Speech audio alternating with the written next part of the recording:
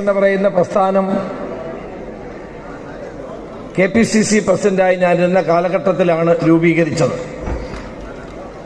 Gulf നാടുകളിലും ലോകത്തെ 168ഓളം ചെറുതും വലുതുമായ രാജ്യങ്ങളിലും പ്രവർത്തിക്കുന്ന ഒരു പ്രസ്ഥാനമാണ് OICC.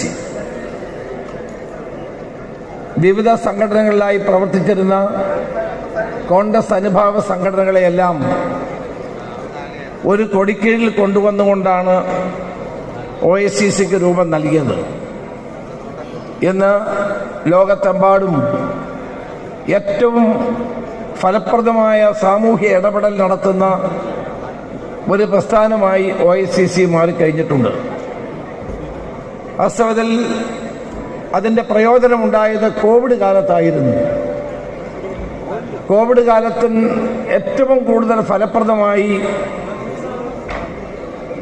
മലയാളികൾക്ക് സഹായമായി നിന്നത് OICC ആയിരുന്നു എന്നത് ഞാൻ ഈ സന്ദർഭത്തിൽ ഓർക്കുന്ന ഒരു കാര്യമാണ്. അന്ന് ധാരാളം